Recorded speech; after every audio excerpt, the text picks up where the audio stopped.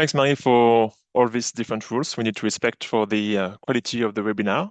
So, if I didn't see you before, hello everyone, and nice to meet you all. I'm very delighted to be in front of you today to welcome all our speakers for this edition of the webinar. I just saw that we have Pawel now. So Pawel, finally, if it's okay for you, we will have you in the end of the webinar. Maybe we have some checks in the meantime with the rest of the team. And so thank you very much all to be here. And to present myself, I'm Leo. I'm a data analyst working at SPC. I've been working there for now 3 years and responsible of the Pacific Dataviz Challenge for 4 years. Yeah, 4 years in total, finally.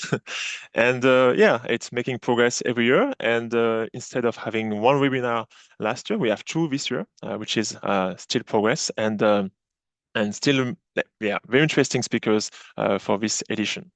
And so, of course, I have a few slides before we start to speak and to talk about the challenge first. And then, no worries, I won't be very long. We can speak with the different speakers we have today and discuss with them. Okay? Just few rules as well before we start. Keep in mind that this place is for questions. I mean, of course, there are presentations coming from the speakers, but it's very important if you have questions that you don't hesitate and you feel free to ask the questions. Okay, and the way to ask question is basically you can just raise your hand and then we can unmute yourself. Okay, and so you can ask the question and directly to the speaker, or if you're a bit shy and you prefer to ask the question on the chat, you can do that as well. Okay, and all the questions will be asked at the end of the presentation of each speaker. Okay, that's all for the rules, and yeah, I will just share with you my screen and just have a first look on the challenge, and then we will go with the speakers. Okay, so Pacific Dataviz Challenge. I hope you heard about that before, or otherwise we need to do more communication. But so just general information regarding this worldwide competition. So it's running from the 1st of June to the 31st of July. We just launched this challenge last week with a nice launch conference at SPC in Nouméa, which will be available next week on your YouTube channel if you want to rewatch it. It's available for everyone. I mean, anyone can participate in this challenge, individually or as a team. Okay, it means in the end, if you want to increase your chance of winning a prize, you can participate individually in two categories, static and interactive, and again in two categories as a team, in static and interactive. Okay, the objective of this competition is basically to create an original database. And then why finally participating in this challenge? I would say show the power of data, which is already something quite big, and be a voice for change because it's Pacific data for Pacific people. Of course, there is money to win to attract more and more people each year. So by default, we have a category called open. So everyone will participate in this category. We have two categories, so static prize and interactive prize. Both you can win 3,000 of US dollars.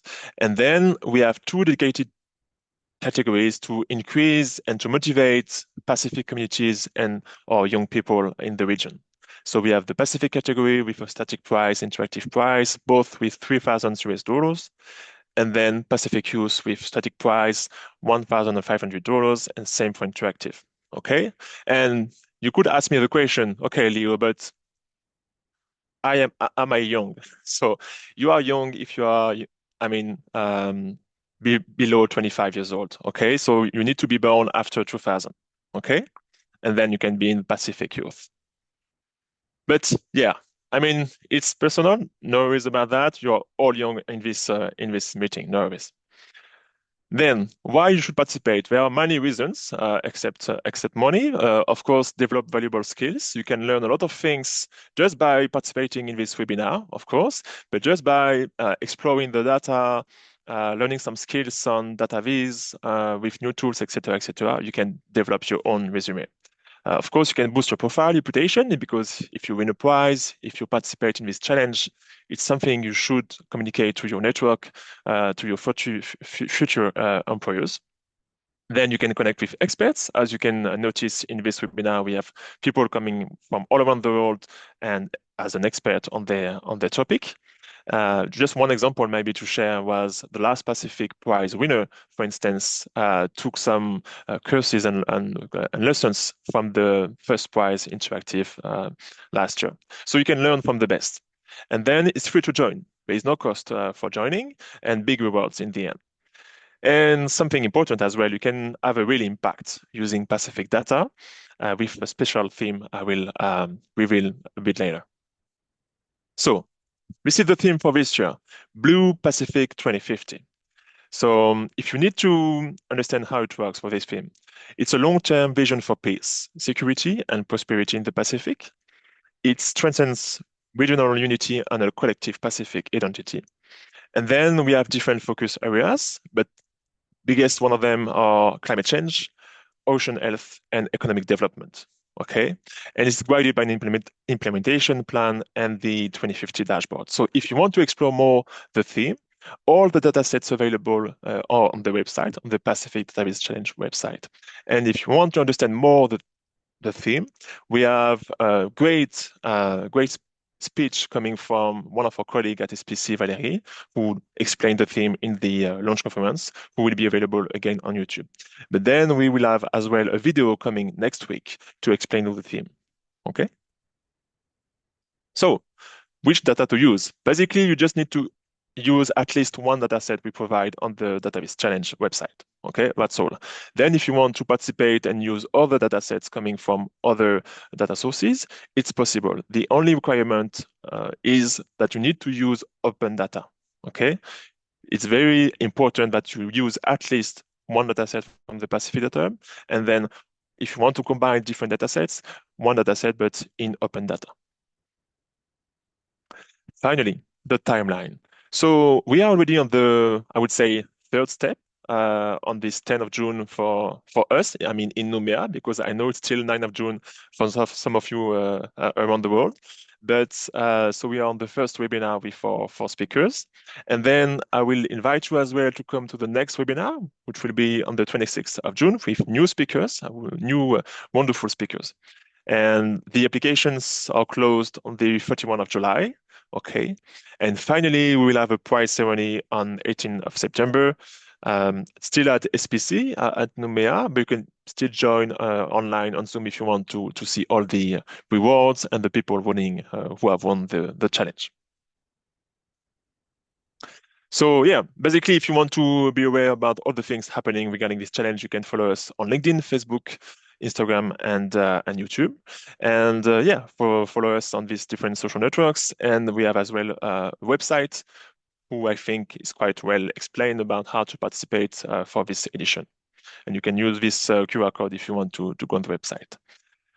Having said that, now I would like to know a bit more our audience today. So I just have prepared a few questions on Slido. I think maybe few of you could know this tool. So we just check if you can see this. So it's loading. Yeah. So okay, still on presentation. So need to change the sharing screen. Let me change that, just 1 second. Here. Yes. So very simple. You need to join this Slido, okay? So either you use the QR code available on the top left of my screen, or you can just join us on slido.com and then enter the password, okay? I think the simplest way of doing that is just you can screen the QR code, okay? And then I would like to ask a question, where do you come from, to see where people are coming from on this meeting. And it's interesting that we have already people from Fiji, Samoa, Australia. That's nice to represent the Pacific region. Nouvelle-Calédonie, okay. Someone from Belgium, Kiribati, okay. New Zealand as well, New Caledonia, Fiji. can see New York as well. Might be a bit late for you. Papua New Guinea. Okay. Yeah, Idaho, Victoria. Canada as well. Okay, nice. Nice, nice. Do we have people from the east of the region? Okay, Argentina. Okay, nice. I would be interested to see how you heard about this webinar. Okay, somewhere in the Pacific. Okay, maybe in the middle of the sea. Okay, okay. Ohio, Australia. Okay, okay. Thank you very much. I think it's still interesting to see where you guys are coming from, and yeah, I think we have like a kind of nice presentation of the Pacific and Asia. Few people from Europe as well, and even South America with Argentina. Okay, nice. Um, I will go now with the next question, which is an interesting question to see like the level of the audience regarding data visualization because it's the main topic of the webinar. So how would you rate your current knowledge of data visualization on a scale from 1 to 5? 1 being like a beginner and 5 being like an expert. Okay. So we can see in live the results of the poll. A lot of beginners, which is something I expected. That's normal and that's great because you will learn a lot of things from our speakers. Nice. And I know that Pacific population as well is very humble, so I know you are better than what you say. But okay, so expert 5%, maybe it might be your 5 or 4 speakers, and the rest is the audience. So yeah, it's quite spread around beginner and medium. That's nice. I think it's a great thing to share with our speakers to really adapt your speech as well to this audience, which is quite a lot of beginners. Okay, thank you very much for your motivation and for answers. I think we are at the beginning of the intervention of the different speakers. So as I said, I would like to first welcome, if I go back to my screen here. Um, so Pawel, as I said, you will be finally at the end of the webinar because of the timing things and the checks we need to do before. And so we will start with, oh, sorry, there is a mistake. Uh, uh, that's okay. Okay, let me just find it. Sorry for that. Just a few seconds. I have you guys. Okay, here. Now it's better. So Jérémy, you are not Dr. Lagipoiva, and Lagipoiva and not Jérémy. So okay. So Jérémy, yeah, will be the first speaker for this webinar. So now I will present him maybe later in French, but I'm very delighted to have him on this webinar for different reasons, because Pacific region, as you all know, guys, is a Rugby region, and he's a Rugby guy. He's working in the French Federation of Rugby, so that's great to have him and to speak about data-driving performance, the case of the French Rugby Federation. Then we will have Dr. Lagipoiva, Cherelle Jackson, who is a director in Indigenous climate journalism for new narratives at The Guardian. And she will speak about journalism and data visualization. And then we have Thabata Romanowski. I hope I pronounce it well. She's a data visualization specialist, and she will speak about an intro to style guides for data displays. And finally, we have Pawel Jastrzebski, who is a data mining analyst, is a Python guru, and he will speak about a friendly guide, to starting Dataviz with Python.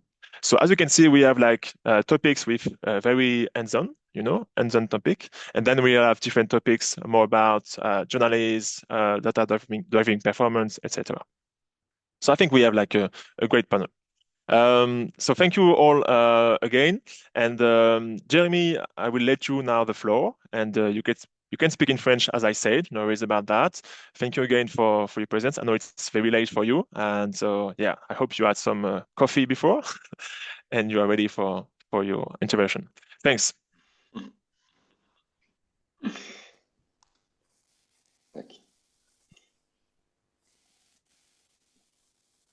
Parfait, merci, merci Léo, merci à tout le monde Great. pour Thank you, Leo. Thank you, l'organisation. Merci everybody, for de organizing m'avoir this donné du coup webinar, and thank you la chance de for présenter un peu mon giving travail. me Alors, the chance to désolé déjà present our pour tous les work. anglophones qui nous suivent, qui sont même Again, en sorry for majorité. all Ma the English présentation sera du coup speakers en français. in the J'espère que majority ce sera here. My presentation will be in compréhensible pour vous French, tous. En and tout cas, je serai I ravi hope it de will be répondre à understandable vos for all questions. of you, and I would be Donc, je vais delighted to answer your débuter questions tout de if you have suite. any. Je vais vous présenter effectivement comment Let's nous, on start. utilise So la I'm donnée à going la to Fédération present to française de you rugby. how we use Alors, pour data ma part, at je ne suis the pas forcément French spécialiste Rugby Union. particulièrement en I'm not data necessarily visualization. a Je suis plus en specialist in analyse de data données. Et visualizations donc, ce que je vais myself, vous but more présenter in ici, data Dataviz, analysis, est and un this is outil what I'm pour going nous, to present pour to faire you. passer notamment des Data messages. driving Donc, c'est pour ça que performance ça reste to un point get très messages important. across.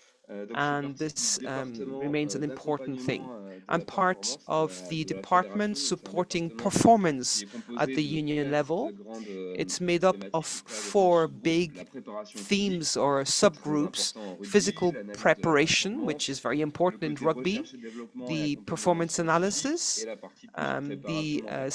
Et en scientific fait, moi, support, je suis R&D, responsable du coup and d'une also the cellule mental data preparation. qui I'm in charge intervient of a auprès data de chacun unit de ces quatre that deals services with pour pretty lequel du much coup all these on four intervient pour different essayer de se departments, and servir for justement which de la we are donnée pour connecting. chaque We're personne du using staff notamment data pour for les aider dans each leur process person, d'aide à la each décision. staff member, to help Donc them in pour decision cela, voici un making. peu le rôle de To do notre cellule this, this data. is the Notre role of objectif, c'est our data d'accompagner les unit. différentes équipes de France dans leur The projet de idea is to performance. Donc, support all c'est-à-dire the qu'on travaille French avec, teams in their bien performance entendu, le Team project. So 15 de we France, work, puisque j'ai eu l'occasion même of de faire course, partie du with staff du 15 the de France depuis quelques années. team of Mais on travaille the également avec Rugby l'ensemble des Union. I'm équipes de part France, of donc the il y a team of l'équipe the de France 15 féminine, players, l'équipe and de I'm France delighted jeunes, to be. les équipes But de we France also have U7. the Et notre women's objectif, c'est de se teams, servir de la the donnée under pour essayer 19 or de, justement, 20, dans un premier and temps, favoriser leur environnement the young d'analyse ones. en organisant cette We donnée, try en to mettant help à them with the disposition analysis les équipes pour environment qu'elles by puissent organizing the analyser. data and giving them the Ensuite, tools so that répondre they à can des analyze questionnements the que data. peuvent We avoir try les to différents experts also give answers des to the staffs, donc que various ce soit un coach, questions un the préparateur experts and physique, staff un members could analyste par have, whether exemple, we're talking en leur coaches réalisant or des a exercices statistiques qui vont physical répondre preparation à team, leurs questionnements. by giving Et them the enfin, different d'essayer tools aussi that they d'avoir une need démarche to give proactive answers to et their d'essayer questions. And we try to be d'ensuite faire une proactive as démarche well, d'analyse pour nos and we différentes try équipes de to France en give proposant a aussi kind of de analysis nouvelles approach méthodes for the French d'analyse. teams by Les différents champs proposing d'action different qu'on a, new nous, aujourd'hui, analysis avec notre tools. cellule, ils What, sont très divers. how On do we do va it with our à la fois unit? de There's l'analyse de various données physiques parts to it. sur le suivi We de la have charge, physical data la that we qualification des analyze compétences, on voilà, load, qu'est-ce qu'on on représente en various termes requirements. What does it d'exigence physique represent un in match de terms rugby, of d'évaluation de la physical performance, requirements when you play a whole d'optimisation match? aussi du coup de la When you look qualité at the physique des joueurs, performance, ainsi que du coup the de la physical prévention qualities du risque of de players. blessure, Also, we're puis talking également about sur la partie prevention tactique avec l'analyse of bien entendu des adversaires, donc injuries, and l'objectif then of course d'essayer de we préparer les analyze joueurs au our mieux possible the pour other les team. prochains matchs, We try to l'analyse du prepare jeu, our l'évaluation players tactique as best et as individuelle possible. We look également. at the Et game, on a the aussi toute la tactical partie tout une partie en aspects, fédération de and there's a partage, de whole part formation, on d'échange avec les clubs, sharing toute une and partie aussi training, de scouting exchange with clubs, et de and détection pour essayer scouting, de and trying détecter to justement find les plus forts new potentiels à talents, intégrer dans of nos course, différentes the filières. best Et on potential to travaille include in aussi our sur d'autres various sujets comme la préparation parts and mentale, teams, and l'arbitrage, we work etc. on On essaie de mental laisser le moins de prep, choses au on hasard en essayant d'orienter toutes refereeing. les décisions We basically avec work on l'analyse de données. everything to try to guide decision making with our Donc, data et à partir analysis. de ça, on So peut se poser la question de comment on from va réussir there, tout ça. Et we en fait, can ben, on a tout un wonder tas how we're d'outils going qui to nous manage aident all of au this. We quotidien pour have a essayer whole set justement of tools de répondre à helping ces us on a différents daily challenges. basis Donc, on to en a try un to premier, answer these notamment, various qui est challenges. assez So we have a first utilisé, one, qui est which devenu très is démocratisé dans le monde du sport. C'est le has fameux been used GPS. a Les lot joueurs in ont à sports. chaque It's entraînement ou chaque GPS. match So un petit players, boîtier for each GPS training qui session or leur match, permet they have a nous permet de GPS suivre leur box, activité which lors allows us to follow notamment de them ces matchs. Donc ça on nous the permet de pitch mesurer tout un tas during d'informations training utiles, or match. comme des distances de We déplacement, des have all accélérations, useful information when they accelerate, when they move from one place to the other. We have the cardiac, all the heartbeats as well through GPS. Very useful information that makes it possible to draft different reports on data visualization for our French teams. We also have data on tactical aspects, video coding, for example, either produced internally by our analysts or given by different info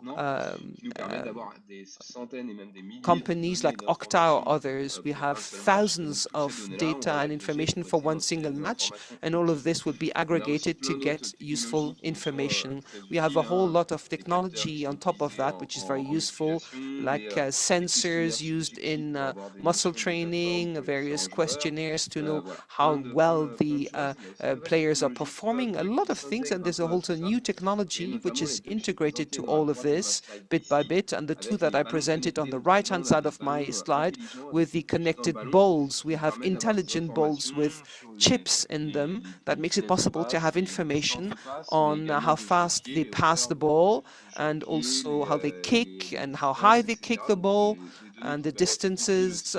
So data that could be very useful for us when we do our training sessions. And connected tools. We also have a chip in their protection gear, so we know what the load is.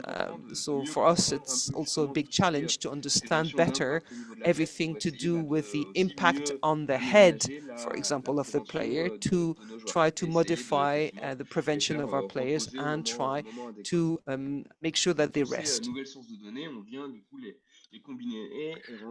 We use all this data to improve the game, obviously. And what we do is we create applications for each sector of the game, the touch game, and all components of the game. And we have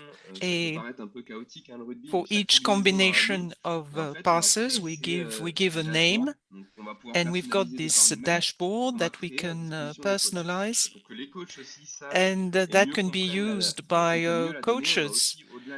For them to better understand data, we include video because for the coach, it's something that they understand better.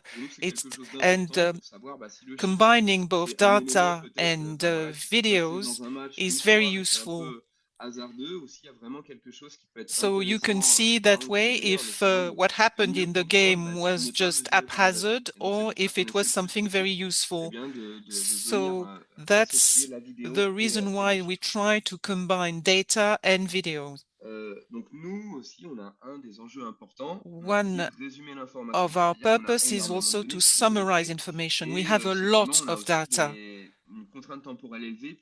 but we also have very short training weeks. We have very few meetings with the players.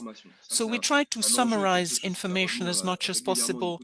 It's something I'll come back to again and again in my presentation. And basically, it's all about reporting on a game. Here you have curves giving you information about the position of the ball compared to the goal line. And that gives you information about the position of the ball during the game. That way, afterwards, you can discuss the various phases of the games with the coach or the players. This is the first sort of report after a game. This is rather original, this visualization of the game, but it gives you a clear picture, an overall picture of the game, to have some sort of idea of what went on during the game. Talking about summarizing information, we use different types of statistics, average or median, values, very useful. But when you look at all the data and their distribution, you see that if you have a distribution which is different like this one,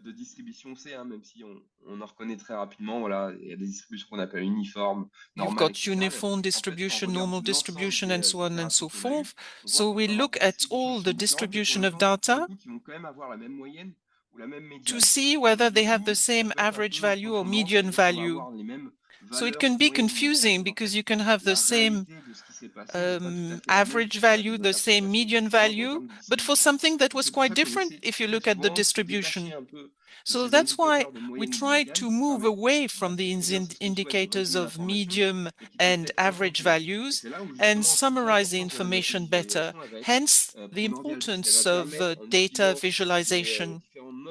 Because using different types of representation, you can tell a different story depending on the distribution of the data. And that's the type of visualization we use, bar graphs, density, box plot with whiskers, and so on and so forth, in order to represent, to visualize these distribution values that are very useful.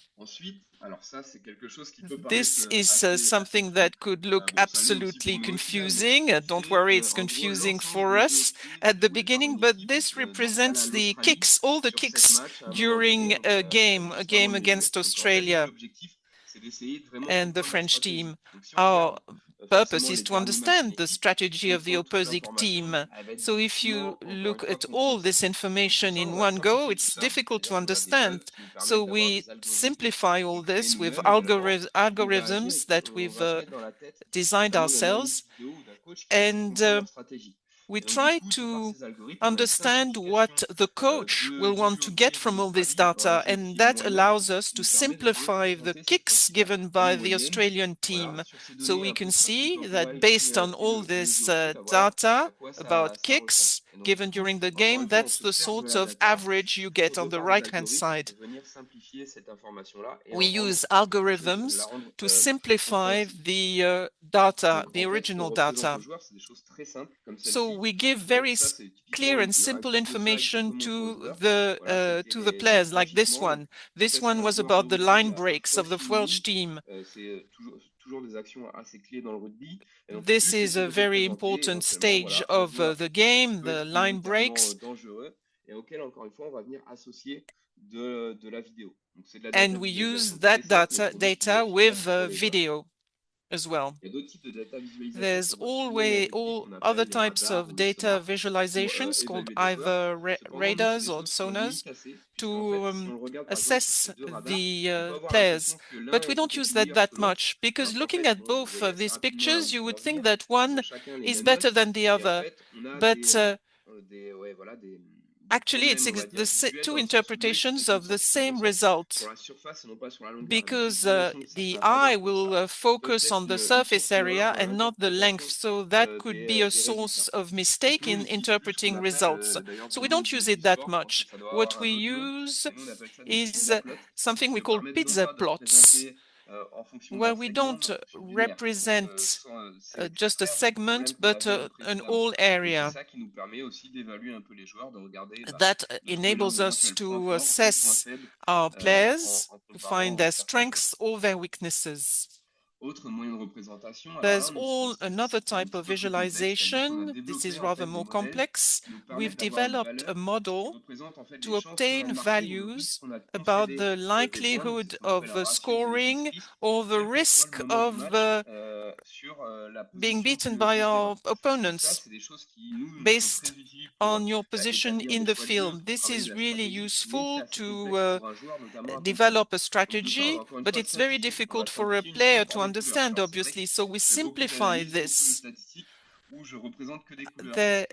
I use colors. There's a lot of Dataviz where I use colors, because you have the value of expected game value before and after kicking, showing how much kicks or the kicking stage of the game increased the opportunities of the game. So we represent it that way. For us, we have all these figures, and we try to represent that with colors to convey the message to the to the players, telling them, okay, here the kicking stage was was very good, and in that other area not very good at the end of the game. So with that, we identify our strengths and weaknesses and we convey to the players. Another example is how to put data into context. For the last Six Nation tournament, we had 23.4 defenders who were beaten. Is that good or not?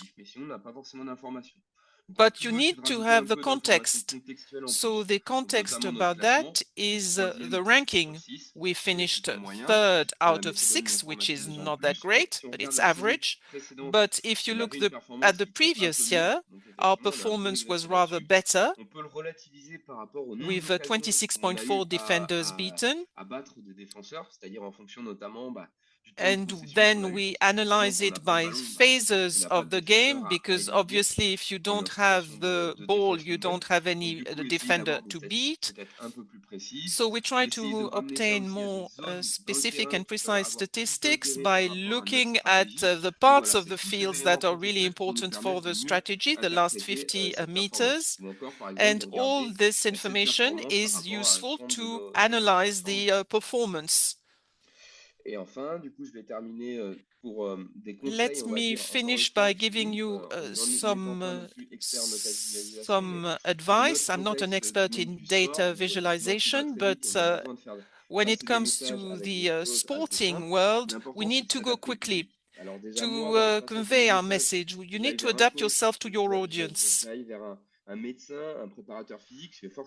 So depending on who I'm talking to, the fitness coach or the team doctor, I'm going to use different data and visualize them in a different way.